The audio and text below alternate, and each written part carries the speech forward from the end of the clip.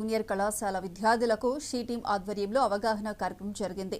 ఈ కార్యక్రమానికి డీఎస్పీ బాలకృష్ణారెడ్డి హాజరయ్యారు। విద్యార్థులు ఫేస్బుక్, ఇన్‌స్టాగ్రామ్ వంటి సోషల్ మీడియాకు అడిక్ట్ కావద్దని డీఎస్పీ సూచించారు। చేయకూడదు అది చట్ట ప్రకారం నేరం। సోషల్ మీడియాలో వ్యక్తిగత విషయాలను షేర్ చేసుకోవద్దని ఆకతాయిల నుంచి జాగ్రత్త పడాలన్నారు। అదేవిధంగా అమ్మాయిలను, మహిళలను ఎవరైనా వేధిస్తే షీ టీంను సంప్రదించాలన్నారు। ఇందుకోసం డయల్ 181 లేదా 100కు సమాచారం అందించాలన్నారు। బాల్య వివాహాలు జరిగితే, బాలికల అక్రమ రవాణా జరిగితే కూడా పోలీసులను సంప్రదించాలన్నారు।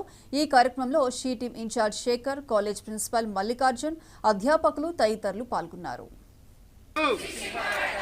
బాల్య వివాహాల వల్ల వారి జీవన విధానంలో, మానసిక స్థితిలో పరిపక్వత లేక వారి భవిష్యత్తు జీవితంలో ఎన్ని రకాల నష్టాలు జరుగుతాయో వాటి గురించి తెలియజేస్తారు। బాగా ఉద్యోగాలు సంపాదించి మంచిగా గ్రో అయ్యారనుకోండి, ఊరు డెవలప్ అవుతుందా కదా?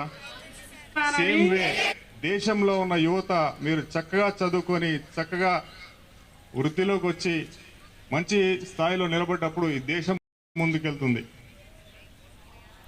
ఇలాంటి యూత్, ఇంత పెద్ద హ్యూజ్ నంబర్ యూత్ ఏ దేశంలో కూడా లేదు। చాలా దేశాల్లో వాళ్ళు తీసుకుంటున్నారు బయట నుంచి ఎంప్లాయ్మెంట్ని।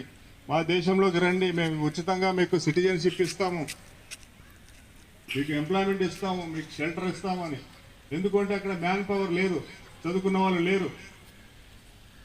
మన దేశంలో కేరళ నుంచి ప్రపంచంలో ఉన్న 190 దేశాల్లోకి కేరళ నుంచి నర్సులు వెళ్తారు।